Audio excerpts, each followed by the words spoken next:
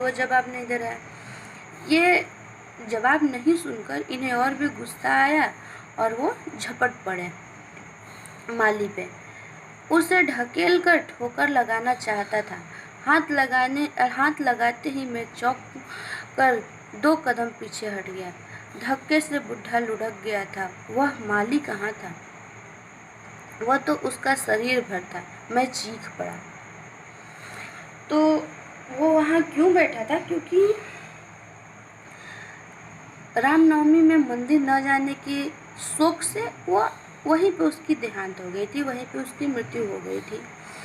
और जो वहाँ स्टूल पे बैठा था वह माली नहीं बल्कि उसका सिर्फ शरीर था, प्राण तो पहले ही निकल चुकी थी। ऐसा कहते कहते मिस्टर विलियम जोन्स जो थे बहुत ही भावमुक्त होने लगे और मैं साहब जैसे कुछ खोजने लगे। और मैं कहकर जो मिस्टर विलियम जोन्स हैं वो ऐसा चारों तरफ देखें जैसे कि कुछ ढूंढ रहे हो, कुछ खोज रहे हो। सामने बैठे मैथिली चरणगुप्त को ऐसे ताका जैसे अपनी खोई वस्तु उन्हीं के अंदर ढूंढ रहे हो। कुछ क्षण चुप रहकर वे कहने लगे। वह सुख दुख से ऊपर था। जो मिस्टर विलियम जोन्स थे वो मैथिली चरणगुप्त को कुछ देर तक देखें और उनको देखते वक्त ऐसा लग रहा था जैसे उनकी कोई खोई हुई चीज़ है जो कि गुप्त जी में दिख रही है।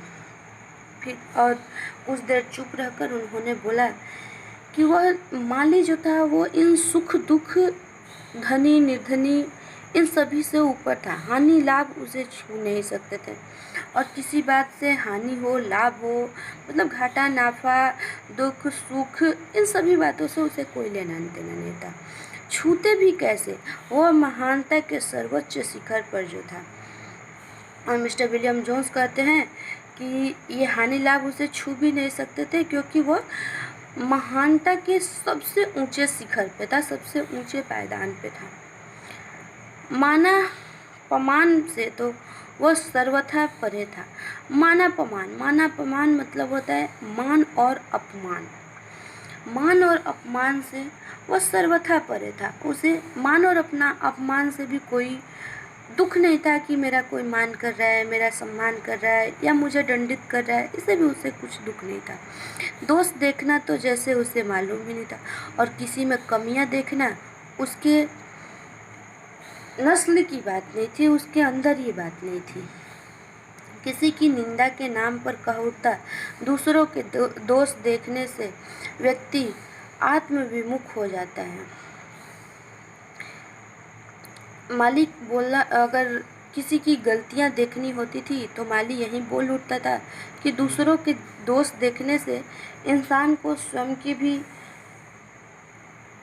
कोई वैल्यू नहीं रह जाती है। उसकी जो अंदर जो दोष देख रहा है उसके अंदर भी जो खामियां हैं उसको भी उसे पहले देखना चाहिए।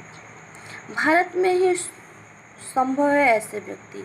और मिस्टर विलियम जोन्स लास्ट में बोल दिए कि ऐसे व्यक्ति, ऐसे महान व्यक्ति सिर्फ भारत में ही संभव है। सचमुच यहाँ की संस्कृति महान है, महानतम है।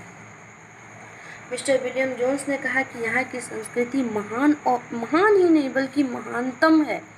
उसका कोई भी ऐसा महान व्यक्ति सिर्फ भारत में ही पैदा हो सकते हैं और ऐसी महान संस्कृति सिर्फ भारत में ही पैदा हो सकती है।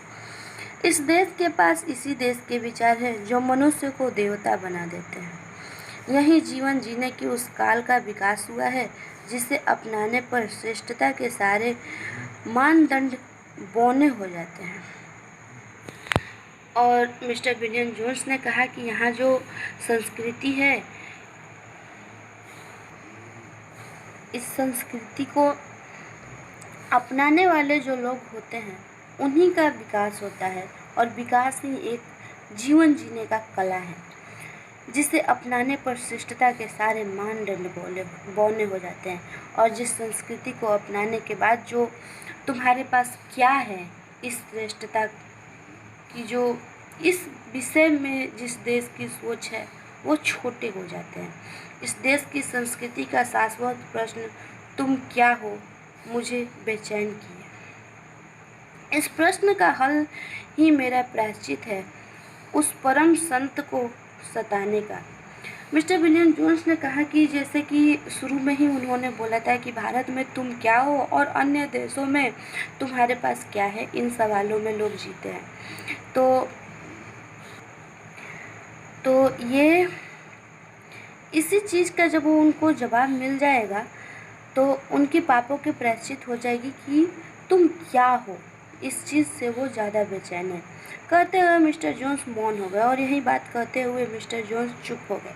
महाकवि मैथिली चरण अवाक हो पश्चिमी गौरव को नतमस्तक होते रूपांतरित होते देख रहे थे। अपने संस्कृति का शाश्वत प्रश्न उन्हें भी मतने लगा था और मैथिली चरण गुप्त पश्चिमी संस्कृति को इस तरह से हारते हुए देख रहे थे, रोते हुए देख रहे थे और अपनी संस्कृति के बारे में उन्हें भी सोच में डूबना पड़ा कि आखिर हमारी संस्कृति है क्या और हमारे इस संस्कृति को अपनाने वाले कैसे हैं। यहीं पे हम लोग का चैप्टर ख़त्म हो गया, शाश्वत संस्कृति। और आप लोग का क्वेश्चन आंसर है, क्वेश्चन आंसर आप लोग कंप्लीट करिए, कंप्लीट करके सेंड करिए मेरे को। Thank you.